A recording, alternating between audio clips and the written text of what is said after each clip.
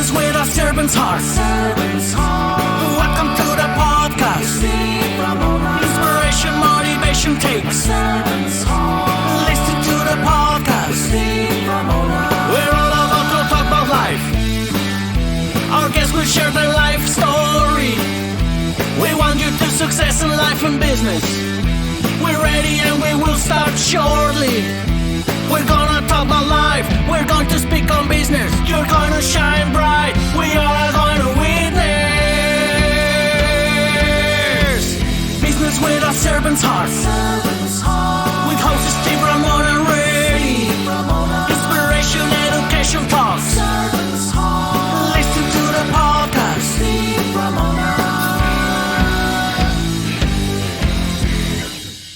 One.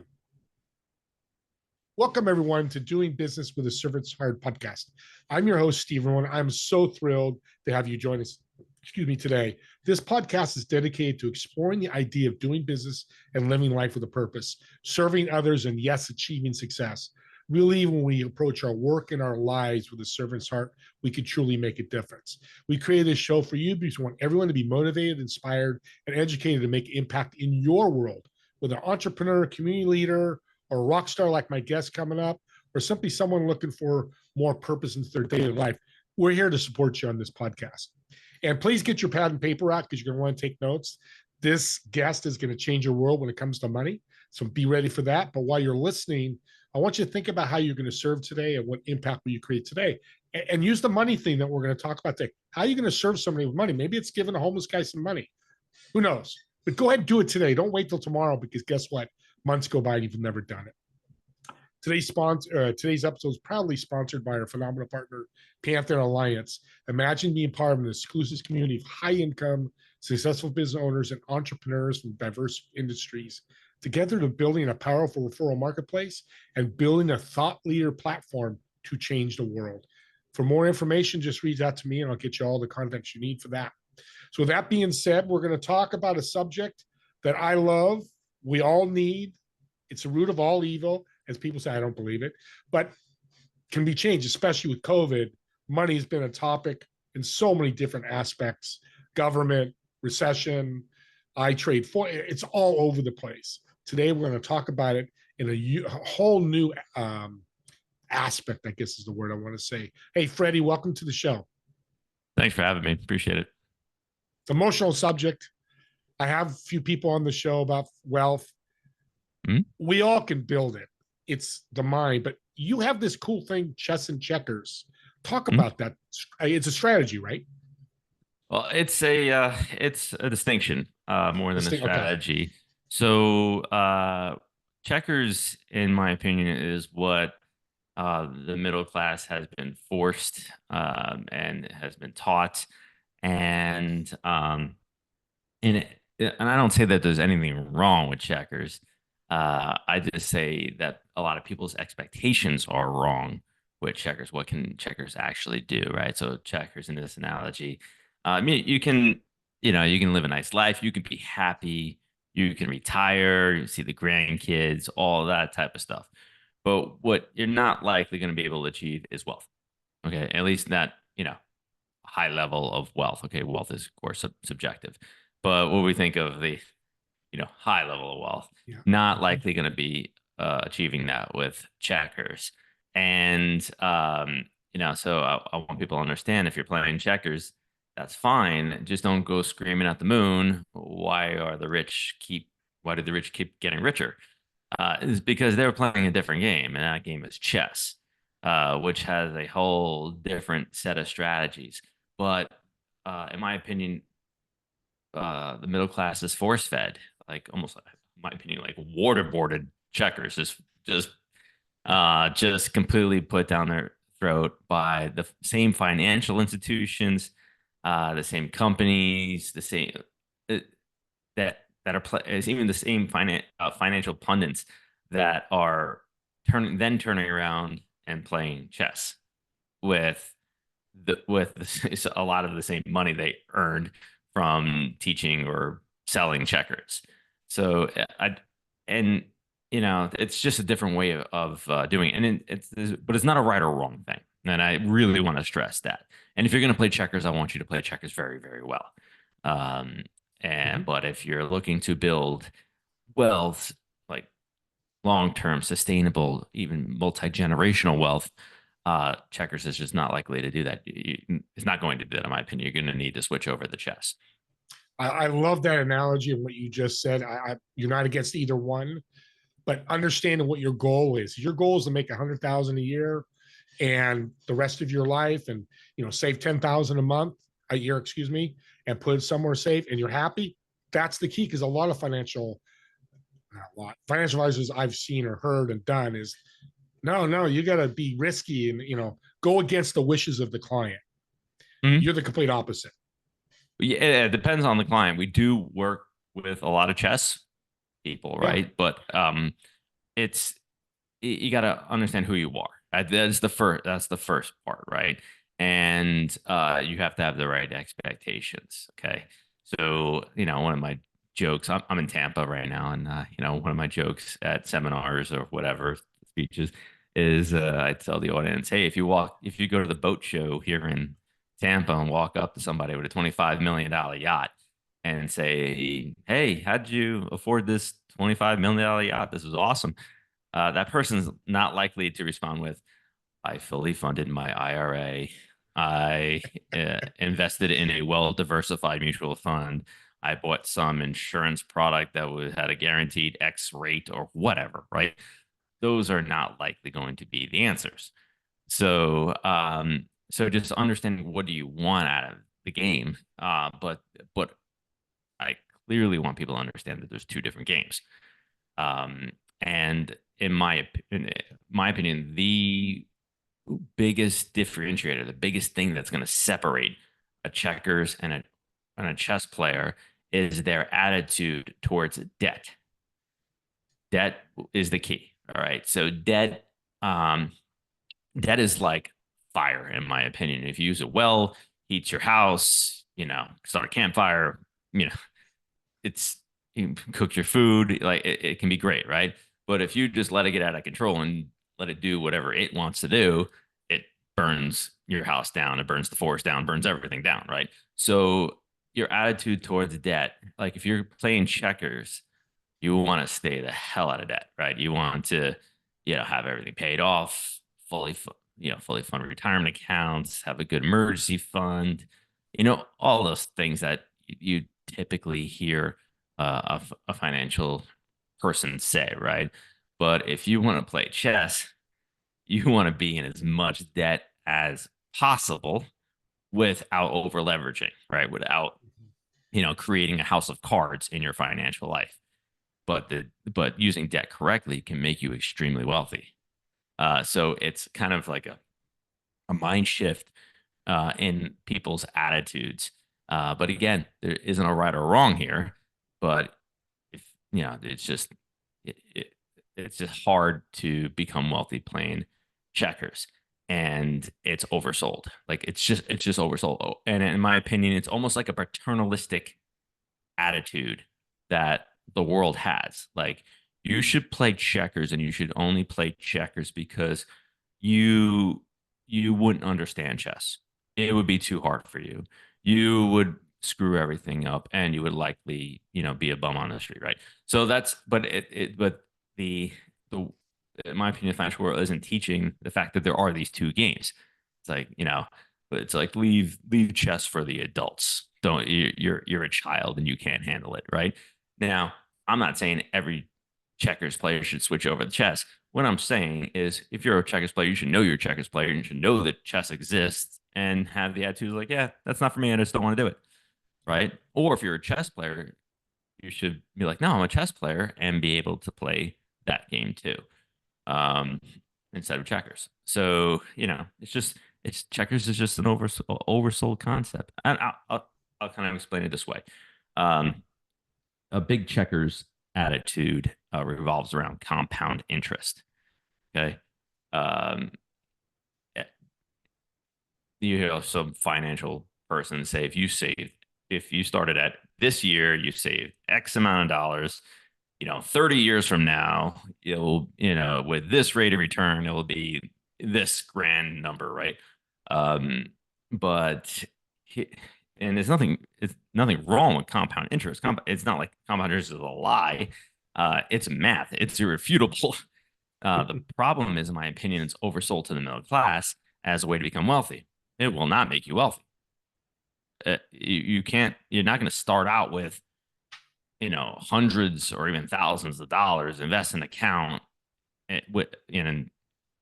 responsibly, and all of a sudden have, millions and millions of dollars. It's just not gonna. That's not going to happen. The biggest fault with compound interest is that it takes too long.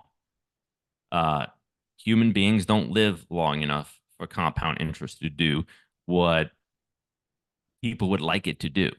If you lived 900 years like Yoda lived, compound interest would be great. By like your 400th year, you're doing real well because you've had a lot of time for those numbers to compound. Yeah. But when you only have so many sets of 10 that your money should be able to double, it doesn't work the same way. And the key word is wealth. What's your wealth look like? For me, it's 50 million. For somebody else, it's $1 million. And that's a whole different strategy either way. That's what you're kind of saying. Yes. And when we talk about wealth, we need to talk about the relationship between the costs of goods and service and your income. Investments don't make you rich. Income makes you rich. Income is what you use to pay for your bills. You pay for, in my case, competitive cheerleading competitions and travel baseball for my 13-year-old son. My son and daughter, they take up a lot of income, right? Doing what they love to do. But I don't pay with my investments. I pay with my income. Investments can be great for future income, but when is the future? And I think a lot of people struggle with that. Like even some people that have saved their whole lives and have, like, I don't know, maybe they've been able to accumulate $1 million, $2 million in their retirement accounts, and they're 65, and you ask them, like, okay, what are we going to do with this? Like, well, I want to save it. For what? For the future. What future? Right? In 10 years, you're 75 years old, and you may not be able to enjoy all the saving that you've done over the years. Let's face it, saving money sucks. It is not fun, right? It is not enjoyable. And what are you doing it for is the better question. And I'm not saying you shouldn't save money, of course. I'm saying people should, in my opinion, focus more on income than the math, the compound interest, and all of that stuff. So it really boils down to what people want, but it's the relationship between price and income. Okay, so you saw the Super Bowl this year, all right? Well, my favorite commercial was the Temu commercial. All right, for a couple of reasons. One, I realized that I've been saying it wrong the whole time. That's number one. Because they said Temu. I'm like, what, Temu? I thought it was Temu the whole time. Yeah, me too. All right, so I still call it Temu. I'm not changing the way I say it for anybody listening. But the commercial talked about shopping like a billionaire, right? And you can go on Temu and shop like a billionaire because the cost of those, cheaply made goods is so much less than the average American income that relationship makes you feel like you're buying a lot of stuff at a great price, right? So that's the whole shop like a billionaire slogan. But that same relationship is how the wealthy view Amazon. Like just going on Amazon and kind of buying whatever they want. It's that relationship that people need to improve. What is their income? What is the cost of the services? And when I say income, I don't mean like you made a little bit more money this year, so you should go, spend it all. I mean, like the sustainable streams of income that you have, where now, yes, you can up the lifestyle a little bit, because I don't want to be judged. I don't want my clients judging me on rates of return. I want them judging me on has working with me helped them improve their lifestyle. whatever that means to them. It's because everybody's different. No, and so somebody listening is making 150,000 a year and they want to play chess. One, is it possible, Freddie? And is that something you work with somebody that has that wealth goal? Yeah. So well, do they have the fortitude, the guts to play chess? That's number one, right? And not everybody does, and that's fine. But it's one of those things where you probably want to be playing a good game of checkers first. It's not people don't unless they're born into a chess environment, like like my kids are, and where the attitudes and the limiting the beliefs and all that stuff didn't exist for them. You may want to have a good foundation, a good checkers foundation, and then switch over to chess. But to switch over to chess, you got to change the whole mindset towards wealth building, especially taxes. All right, so taxes, taxes get a bad rap. They're, in my opinion, it's the best thing in the world. The tax code is absolutely awesome, because it is basically. Do you remember the entertainment book? Oh yeah. All right. So yeah. So I'm a retired police officer and come from a middle class family. I mean, when I was 22 years old and dating, and I used the entertainment book all the time, and I used to cut the coupons out and slide it behind my credit card so the date didn't see that I was using a coupon at dinner. But yeah, that thing helped out a lot. And then once once the relationship was more comfortable, you can go anywhere you want as long as it's in this book.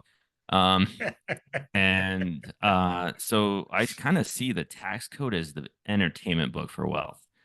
Just a big coupon book with awesome coupons. But it's limited, right? You have to do these things. The government is saying basically, if you do these things, we're not gonna tax you very hard, or maybe even at all, right? But if you don't do these things, you can do whatever you want. Steve, it's a free country. But just understand that we are going to then tax you very heavily, and because we need the money to go do the things that we need to do, and including, creating defense and infrastructure and schools and everything else. So but if you do what the government wants with the taxes, it will lower your tax burden because you're benefiting the government. That's the only reason why they're giving you the break, is because it benefits them in some way. So it's a mutually beneficial relationship. But if you don't do those things, well, then they're going to have their hands in your pockets all the time. So it's how do you switch your mindset from feeling like you're a slave to taxes to being a partner with Uncle Sam and the tax code.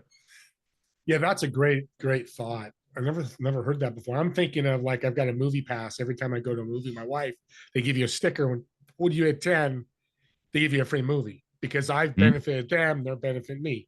That's what you're saying. That is so cool. That's a great attitude.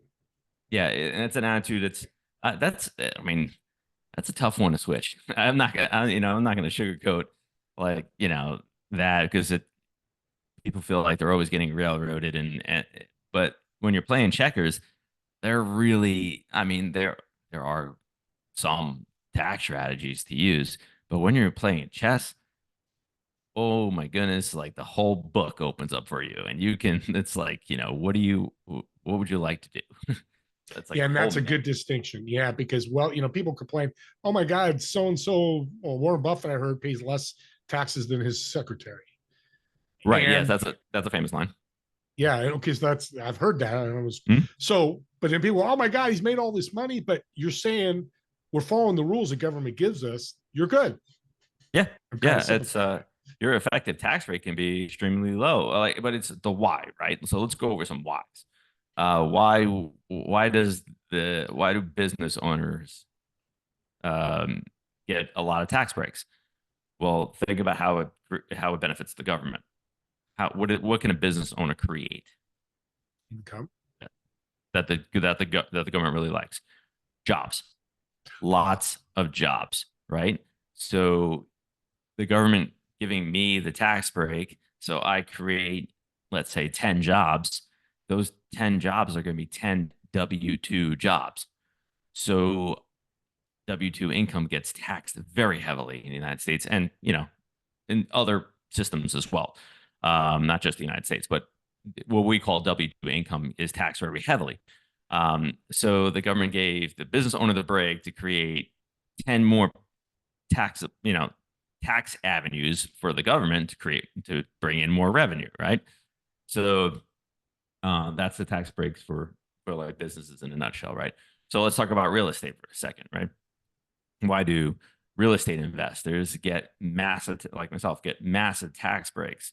Well, it's because the government doesn't want to handle housing, right? It wants to create good competition amongst me and all my friends that are real estate investors, right? So we create this environment where we have to keep rent as low as possible, right? Because if we didn't invest in real estate, then the government won't have to do it, right? So the competition creates lower rent. Okay, so that's why real estate investors get a lot of tax breaks. So it's including, of course, the the I would say I don't know, the patriarch or whomever, I don't know how you want to say it, but Donald Trump that's why he doesn't pay any taxes or next to nothing taxes, is because he is a big real estate developer. That's how he became wealthy, and his father before him. So like him or hate him, he's doing that. Legit. That's part of the system, right? Politically, you can believe whatever you want. So real estate, and so even like simple things like, why do you think the government wants you to have kids? Why do you get a tax break for that, right? Why do you get a tax? Even if it's small, it's still like it's something, right? Government's incentivizing people to have kids. Why? Because two people creating three people increases the tax base. They are eventually going to grow up and get jobs and pay taxes. So so it's, or at least replace themselves or one of them if they have one kid or two kids, right? So you're keeping the tax base for future income, correct? Which they obviously leverage and use debt, right? Use a lot of debt to fund things that they need today because they know they're going to have that income in the future. Yeah. Well, we're getting to the end here, but I love the book. I love the name of the book, Playing the Wealth Game. And people that say finance is a game, that's kind of crazy. I love it because I think it is a game. Chess and checkers are games. Talk about the book and your mission behind it, what we're going to learn from it. Yeah, the book is I kind of consider it a self-discovery book. I didn't want to just put a whole bunch of financial mumbo jumbo in there. I wanted it to be like, okay, who am I? What game do I want to play? I wanted to put some rules of the games in there, at least general rules, not right, not too far in the weeds, because no one likes financial mumbo jumbo in books, right? So, so by the end of the book, people should know whether they are a checkers player or are they a chess player, and do they want to change? That's the goal of the book. And give them ideas on how to do that if they want to, or they might put the book down and say, like, you know what, that was great information, but I just want to play checkers. I just want to play a good checkers game, and they will have a good information for that as well. But you shouldn't. By the end of the book, why do the rich keep getting richer? Right? It's not the same game at all. Yeah. And then the last thing, go ahead. I was going to say last thing too, because I call, when I tell people you don't have your mechanic, and we've all heard this phrase, do heart surgery on you. So, I talk to people, I can handle all my finances. I can handle the wealth game, but you don't do it every day like you do. How important is it to have that advisor there to walk you through it? Let's put it this way. I'm an excellent wealth advisor, and I have my own team, right? I know taxes very well, but I have a tax person who I know is, extremely confident.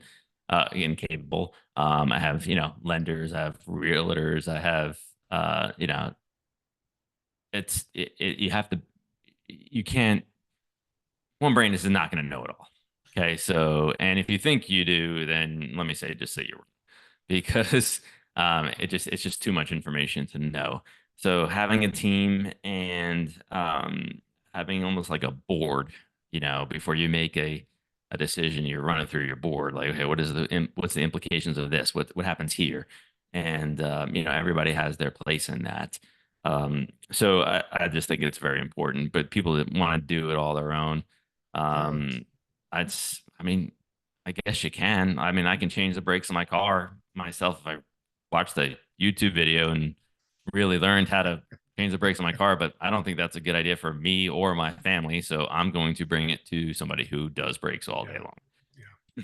I love the Google aspect because it's a lot of people. It's a whole nother show. We might have to talk about, DIY and your finances and stuff.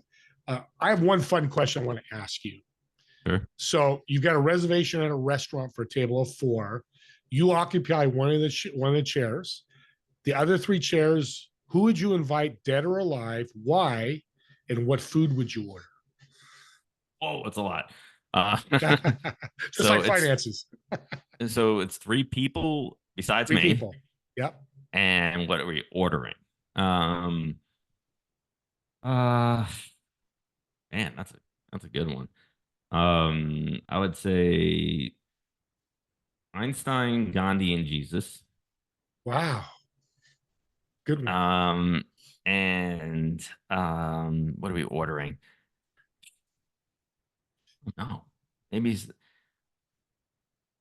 I mean, we're with Gandhi, so we're probably ordering a lot of vegetarian food, I guess there. And so, yeah, I mean, I guess I wouldn't care. If I'm with those 3, I wouldn't care what we were ordering. I would pick whatever they wanted. What a group. That's one of the best groups. Talk about different. That's fantastic. Well, Freddie, I want to thank you.